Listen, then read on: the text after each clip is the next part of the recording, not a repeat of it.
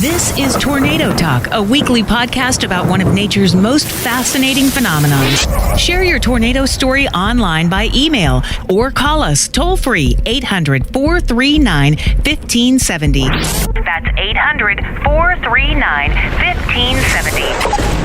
Now, meteorologist Jennifer Naramore and Dan Holliday, Tornado Talk is on. Joplin, Missouri, a city of approximately 50,000 people. Graduation day for high school students, May 22nd, 2011.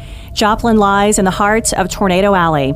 Everyone is all too familiar with severe weather. But no lifetime of experience living there could prepare anyone to fathom what was about to happen. Ma'am, this is a Jeff Petrosky storm chaser. I have a large destructive tornado and on the southwest side of Joplin. Notified, large tornado on the ground doing massive damage. To F5, to F5, going to the city, to F5 County. Oh my God. Storm chaser Jeff Petrosky played a key role in warning the public and stayed behind to help with search and rescue. I knew what I had to do, and that was, yell out for help, who needed help. And when I did that, there were literally, sounded like cries from every direction. People were screaming, buried under the rubble. And I just went to the first people I could find. KKOW Radio's Bobby Wilkerson. I remember walking out of the door, and there was a stuffed animal in our front yard, along with tons of other debris, and thinking, oh my God, that's some little kid's stuffed animal, and now where's the little kid? Joplin radio newsman Steve Scott. The National Weather Service and the Storm Prediction Center have been talking about this possible event for probably at least 4 or 5 days, maybe even a little bit longer than that, and kept warning us that there was a high probability of something that was going to happen on that day. In fact, that weekend. Meteorologist Mike Smith, author of When the Sirens Were Silent. Because people were told after the siren sounded the first time that there was no threat to Joplin, unless they were sitting there monitoring the radio or TV, they had no way of knowing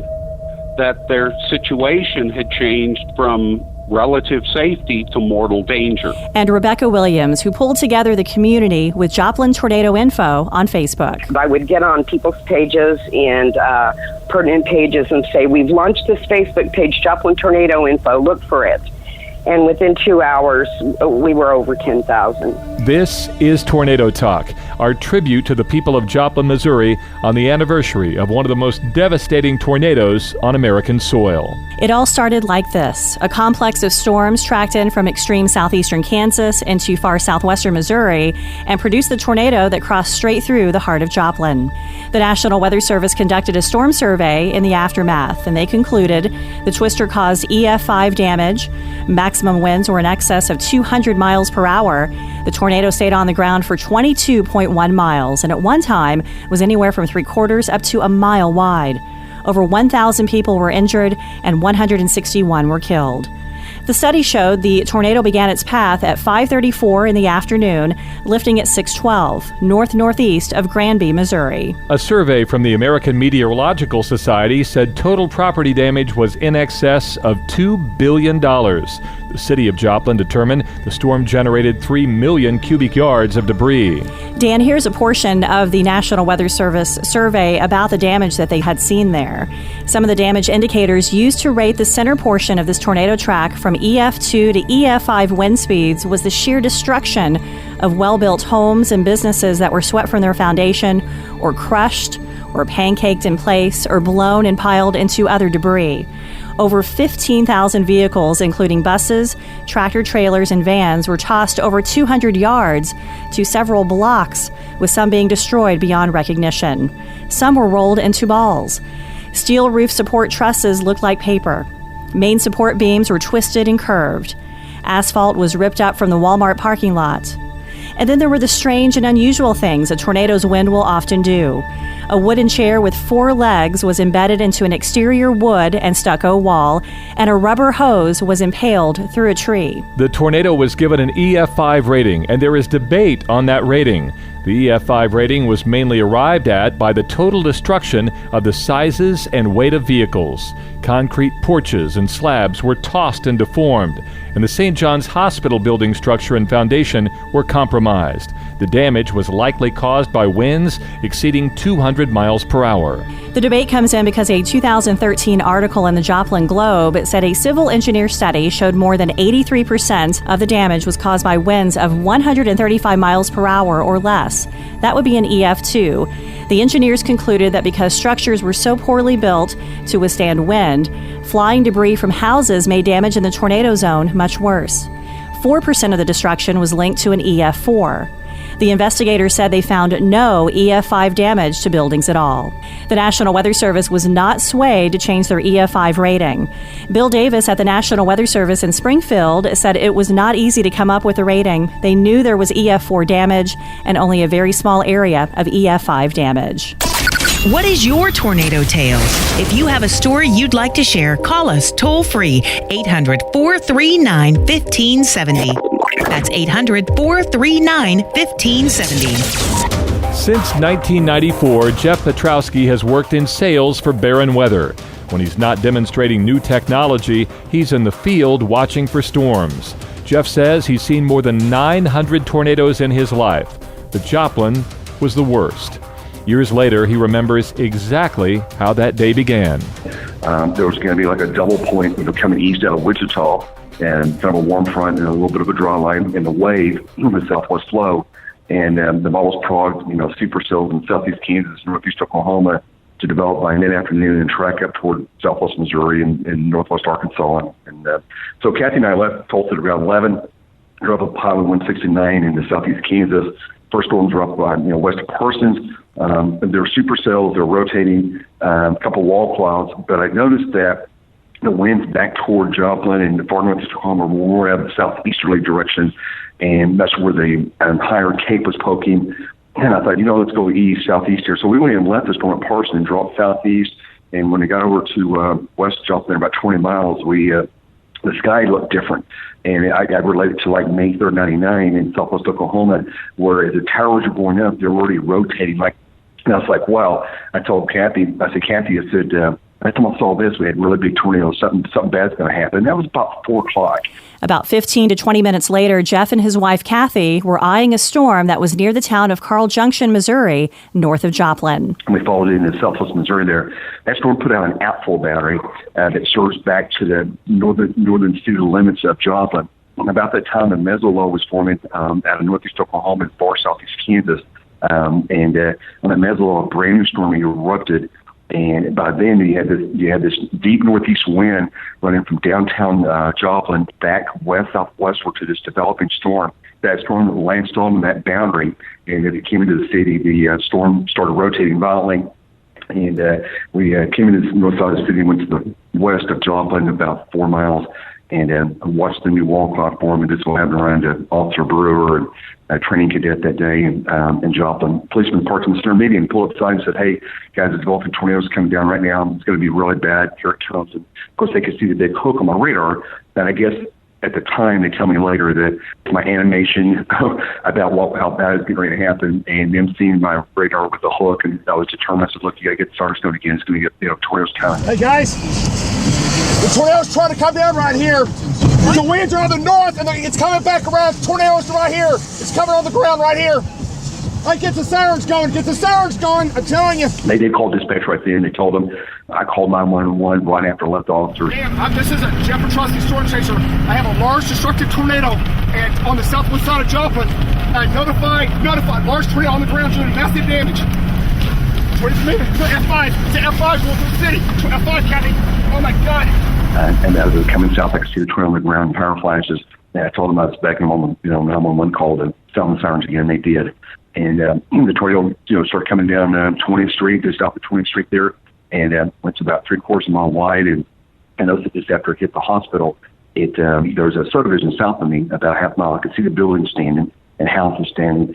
And as the front wall of the tornado was accelerating to the northeast there and getting bigger and bigger, as soon as the back edge of the tornado passed Schetzendecker, and I was looking due south, I saw everything that was standing 30 seconds before was 100% gone. There was nothing behind the tornado standing. And I was like, oh no, it's an F5. And me and Kathy went east on 20th Street, right north of the core of the tornado, and it was just horrific. I mean, it was a really bad tornado, really bad scene. And then over by Iowa Street, near the Joplin High School, my driver's side window blew out from flying debris. So we stopped the vehicle. At that time, we saw a car had been picked up and hurled to the field, and the occupants, it landed upside, the right side up, and they were basically crawling out of the car. They were throwing about 4 blocks. Let's go see if they're okay. I know. I am. They're coming out of the car. They're coming out of the car. They were thrown. Are you guys all right? Something that's overwhelming feeling told me to go down Iowa Street, which is where the high school is located, the Joplin High School. And on Iowa Street, there's a bunch of homes there on the west side of Iowa Street, all the way back to the hospital there for a good mile and a half, 2 miles, and everything was leveled. I pulled up there and got out of the car, and I told Kathy to start putting out tweets that you can need massive help, and walked down Iowa Street, and first thing they come up on is a dog crawling out of the car. Oh, come here, baby. It's okay. It's okay, sweetie. I know. Oh, God. Oh, God. Had to, I knew what I had to do, and that was, yell out for help, who needed help. And when I did that, there were literally, sound like Christ from every direction. Anybody help? There's... Oh, my God. I heard him screaming, Chris! Kathy, bring the stuff! There's people! Kathy! There's somebody in here! Oh, my God. Oh, my God. I'm so sorry. Phone in the car? For the cars. Hello?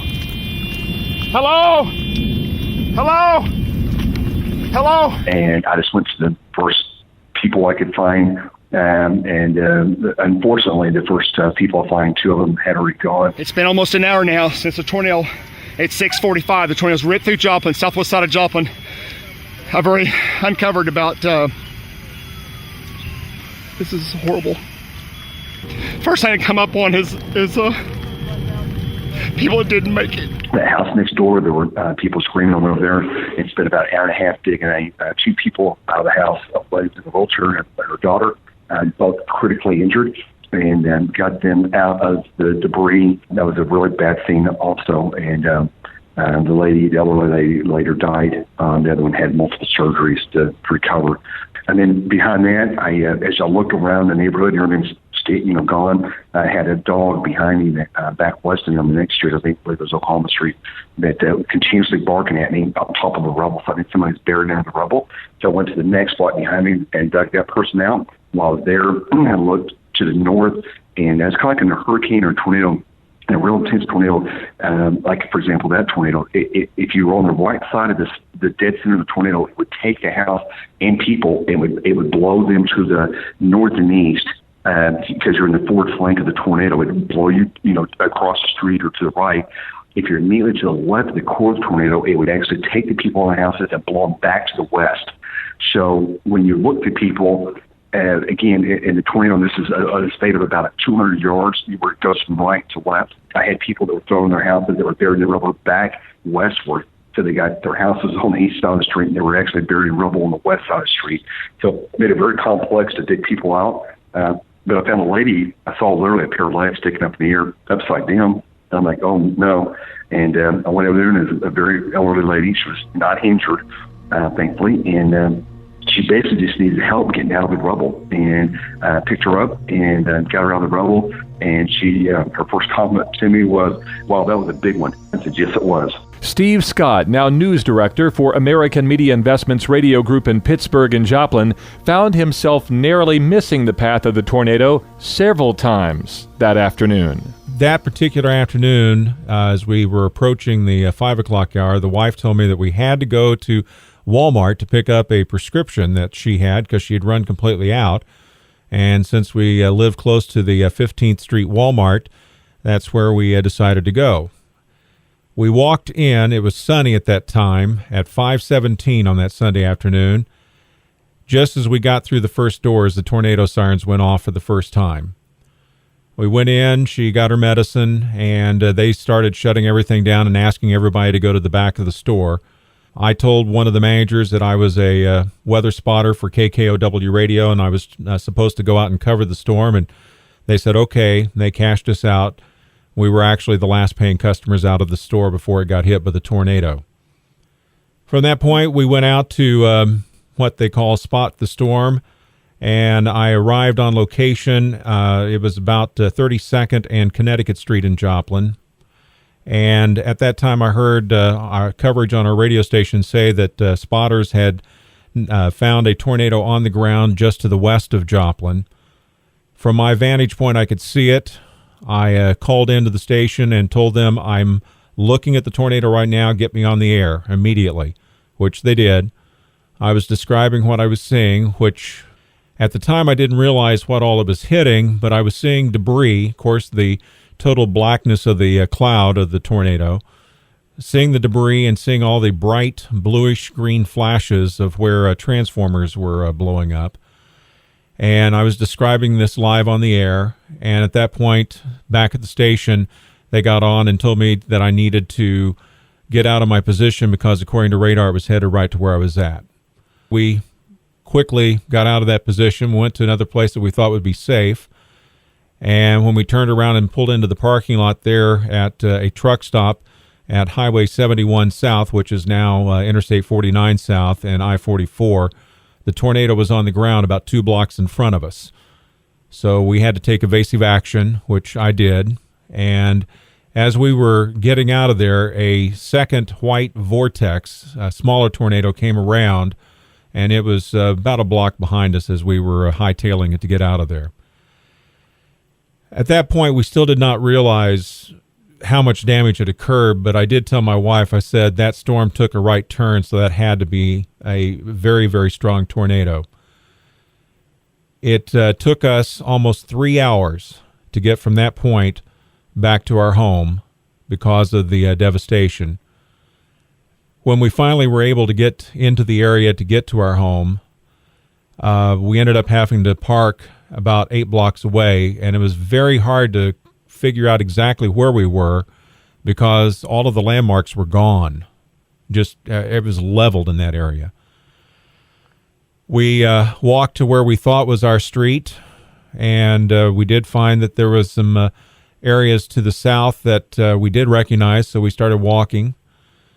And we walked a couple of blocks further, and we got to our house. And when we got to our house, it was still standing. 3 houses to the north is where the leveling had started. The east wall that we were looking at looked like there was no damage. Walked in, heart sank.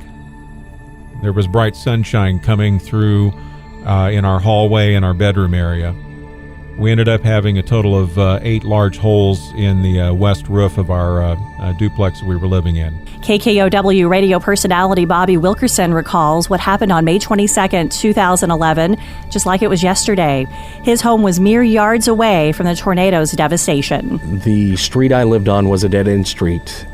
We lived kind of at the beginning of a dead-end street, and the end of the street was completely wiped out. We missed us by about 150 yards.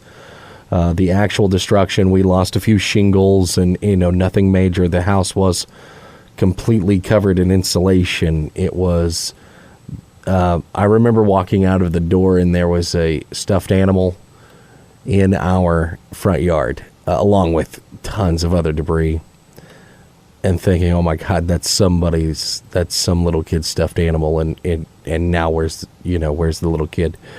We wrote it out at home with a friend of ours, and her boyfriend was in the process of driving through town at the time. We knew he was, and he was trying to get home before the storm hit, and he was going from the north side of Joplin to the south side, and there was panic everywhere. Nobody could get a hold of anyone to sell. Of course, cell towers were destroyed, and so cell service was, and not to mention everybody was trying to get through. So what little there was jammed up, and we couldn't get in touch with him. And he was driving on the street, on a street not far from our house, and we knew he was going to be going right through the middle of the path of it. And so we took off looking for him, immediately knowing that he was probably driving when it happened. I remember that. I remember searching frantically for him. It was impossible to drive. Roads were immediately packed. People were all trying to get to their loved ones. I remember parking our. I had a truck at the time.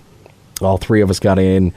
We took off looking for him. His name was Jesse, and getting maybe a mile away from our house, realizing this isn't going to work, and we parked the truck and took off on foot, and everybody's screaming, names out looking for folks. That's when you really realize what it had done. And I didn't still know how big it was at the time, but that specific guy got picked up in a Honda Civic and rode it out. He remembers landing once, feeling himself getting picked up off the ground, closing his eyes. He said, I landed once. He was in someone's living room, and pictures were still on the wall of a family, and he could feel it pick him up again. And at some point in there, he was knocked unconscious, and one of his friends from high school woke him up, and he was about 1.5 miles from where he'd been picked up at 20th and about St. Louis in there. One of his high school friends shaking him, asking him if he was okay. And he'd been picked up about 1.5 miles away, and that's the last he remembers. So I don't know, thinking about it, I was extremely lucky and terrified all the while, and then not knowing what had happened to everyone else and trying to get a hold of other people or trying to get to them. It was a nightmare. It was absolute chaos. I've never seen public chaos on that level like I did that day. Why was there such a loss of life? How was Joplin warned? Could there be a way to improve the warnings to save more lives? In July of 2011, an assessment was published by the National Weather Service. The team involved examined the warnings and forecasts, and because of the large loss of life, they broke down dissemination, preparedness, and the community's response to the warnings. Nearly 100 tornado survivors, local business people, media, emergency management, city officials, and National Weather Service staff were interviewed. They found that the majority of Joplin residents didn't immediately take protective action after the first indication of risk.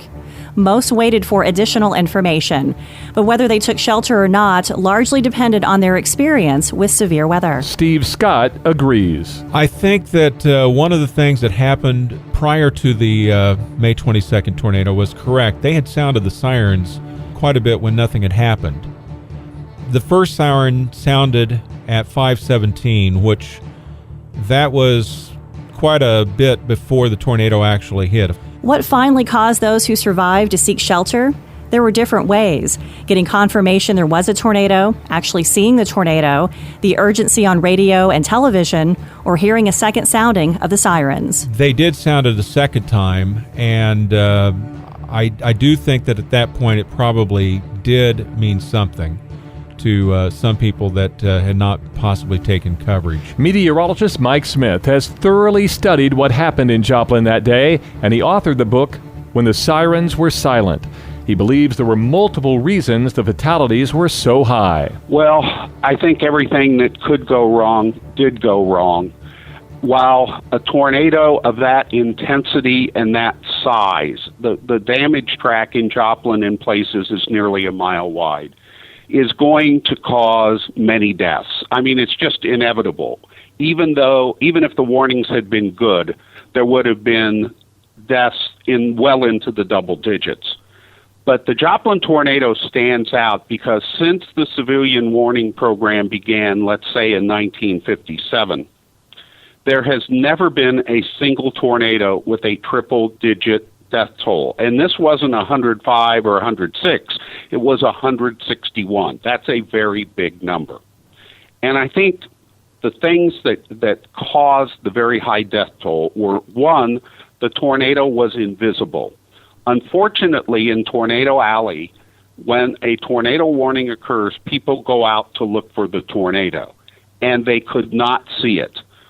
Very intelligent people, such as the Joplin superintendent of schools, actually drove into the tornado because they had no idea what they were driving into. It didn't look like a tornado. So that was problem number one.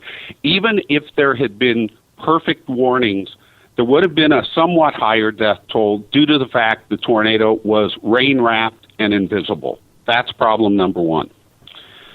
The next problem is that the National Weather Service put out a tornado warning for northern Jasper County, which did not include the city of Joplin.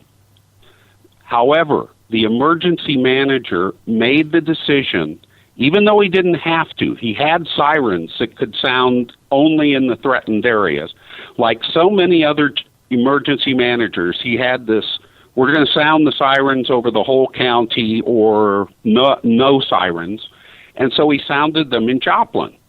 Well, the problem was people then turned on their radio, turned on their TV, and they saw the meteorologist say, this tornado is up near Carl Junction, which is a little town north of Joplin. That's in the path. Joplin is not in the path of the tornado. Then, a few minutes later, the National Weather Service put out the tornado warning for Joplin, which included the eventual path of the tornado. The emergency manager made the decision not to sound the sirens because he had just sounded them a few minutes earlier. But because people were told after the siren sounded the first time that there was no threat to Joplin, unless they were sitting there monitoring the radio or TV, they had no way of knowing that their situation had changed from relative safety to mortal danger. The sirens stayed silent as the tornado got closer and closer and closer to Joplin. And then finally, at about 3 minutes before the tornado crossed into the city limits of Joplin, storm chaser Jeff Petrowski pulled alongside a police car on the northwest side of Joplin and pleaded with them to turn the sirens on, and they did so. However, the tornado had already been doing EF4 intensity damage at that point, and it was too late for people on the west side of Joplin. Moments later, fatalities were starting to occur. One of the TV stations had KSNF TV, the NBC affiliate, had a tower camera that was pointed at the tornado toward the south-southwest. The TV station was north of the tornado's path. And so even though the rain curtain was between the tornado and the city of Joplin, because they were to the north, they could see the tornado. But the tornado looked so much unlike a tornado, at first they didn't even realize that they were broadcasting a tornado until they saw the multitude of power flashes. And when I interviewed Caitlin McCardle, the meteorologist who was on the air that day, and said, what was your impression when you realized there was a tornado moving into Joplin? And her exact words were, quote, I was shocked that there was a tornado in that location. And so even the TV meteorologists were surprised that there was a tornado moving into Joplin. And by the time the sirens were on the second time and the TV stations had sort of recovered and said, okay, Joplin, take cover, the tornado was already in the city doing considerable damage. Mike Smith says Joplin is not the only example where there is an issue with the method that the public is warned. Less than a week later, he said he witnessed it again in a much larger city. 4 days later, I was in St. Louis giving a speech to the Rotary Club of St. Louis. And that afternoon, I was in my hotel room looking southeast. The tornado sirens were on, the TV stations were breaking in, and I could very clearly see the funnel cloud. And I have a photo of the funnel crossing the Mississippi River with the south leg of the Gateway Arch in the photograph. The National Weather Service renewed the tornado warning for the city of St. Louis because I guess the downtown area was still theoretically threatened. Yet the emergency manager sounded the sirens over all of St. Louis City and St. Louis County. You may or may not be aware the city of St. Louis is a separate entity than St. Louis County. So that meant the tornado sirens were going off in Pacific, Missouri, 35 miles behind the tornado with absolutely no threat to that area. Well, I happened to have a TV interview on KMOX or KMOV TV the next day, and I criticized on the air the emergency manager for sounding the sirens 35 miles behind the tornado. And they went and interviewed the emergency manager, and it was the usual, well, we'd rather be safe than sorry. Well, what's happening in these situations is when you sound sirens time after time after time after time in areas that are not threatened, you're not better safe than sorry. You're inadvertently training people not to pay attention to the sirens and the storm warnings. That is what's actually happening, not better safe than sorry. So, yes, I do have a criticism for the emergency managers who, with the state-of-the-art in tornado warnings in 2016, which has gotten to be very good, continuing to sound sirens over these vast geographic areas that are not actually threatened. We've learned a lot from the tragedy in Joplin, but what if it were to happen again? Would residents know what to do? Mike Smith says there is one safety rule that everyone should follow in a tornado warning. Take shelter immediately when you hear a tornado warning. Don't go outside and look. People do get killed by flying debris around the tornado, and they can get killed at a considerable distance. A piece of sheet metal with a jagged edge has no conscience. It will go wherever the tornado flings it, and if you happen to be there, even if you're hundreds of yards away, it could cost you your life.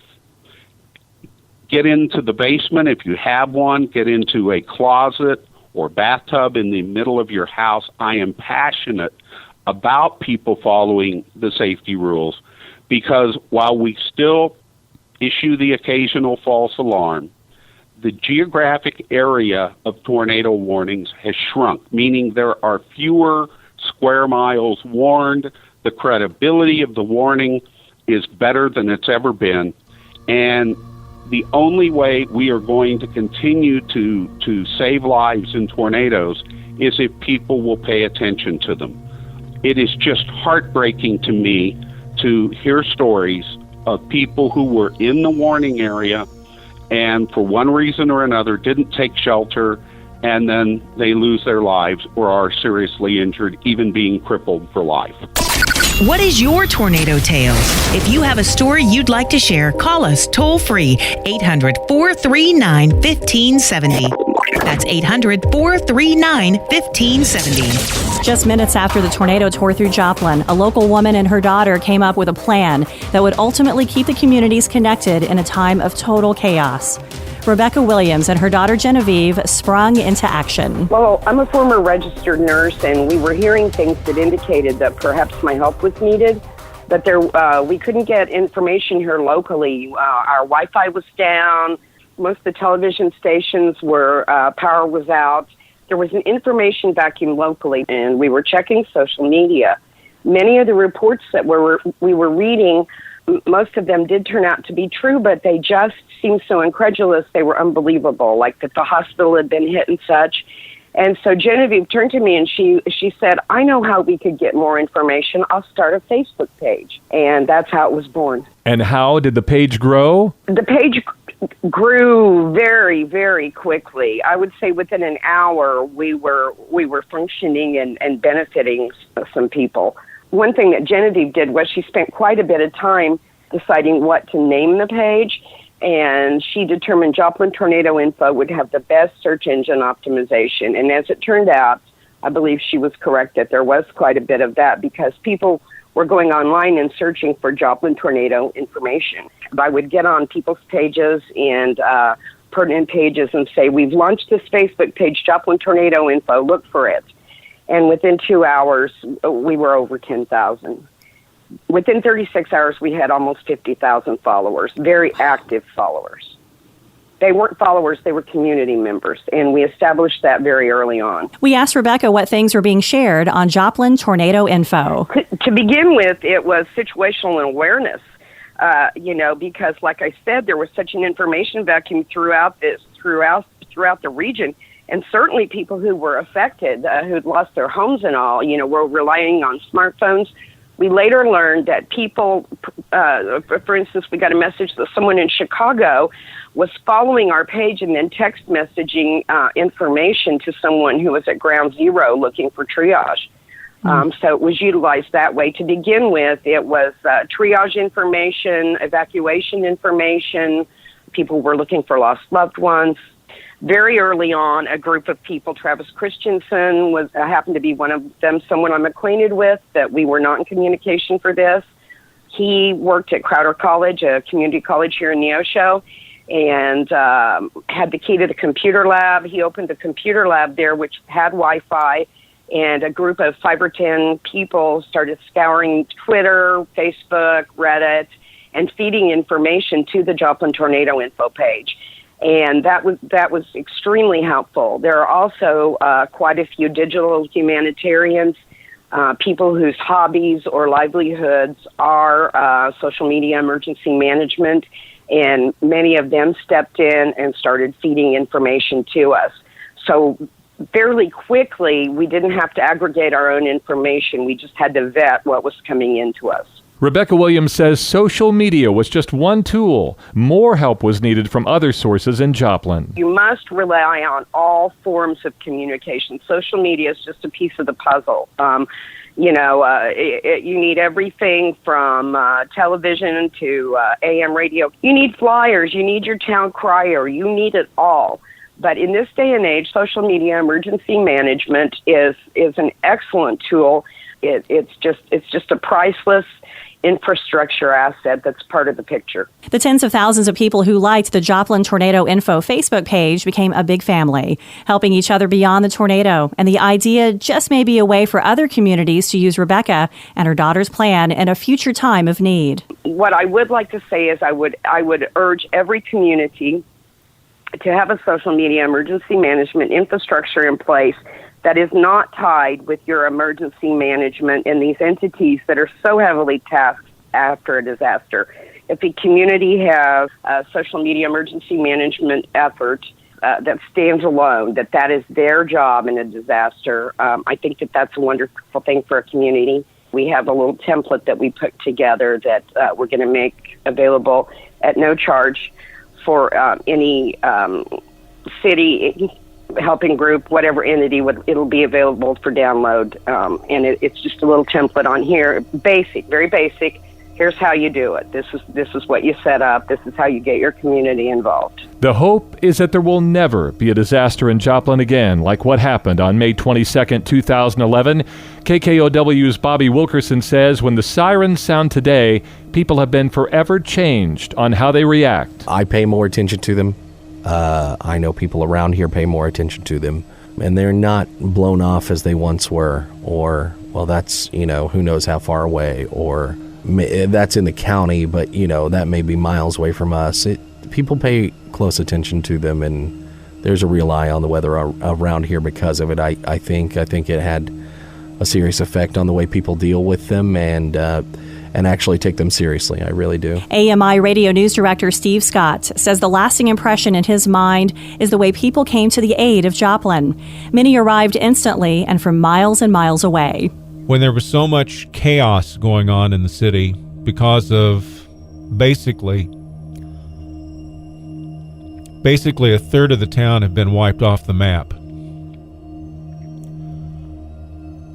There were so many volunteers that were there trying to help, and within hours there was fire departments and law enforcement people from all across the state of Missouri, the state of Kansas, Oklahoma, even from Arkansas. We even had a group of firefighters from Kansas City that came down. The fact that they all came down and helped just really touched us because of They didn't even wait 5 minutes. As soon as the thing was over, the search and rescue started immediately. That really meant a lot. Next on Tornado Talk, a tornado wraps its way into Ray, Colorado to start an active May 2016. A prom couple pauses to grab a photo with a real tornado in their background. Then tornadoes tear through south central Oklahoma, EF4 damage. And a radio station manager warns the public on the air moments before the station suffers a direct hit. May 2016 tornadoes on episode 5 of Tornado Talk. This has been Tornado Talk, powered by thestormreport.com.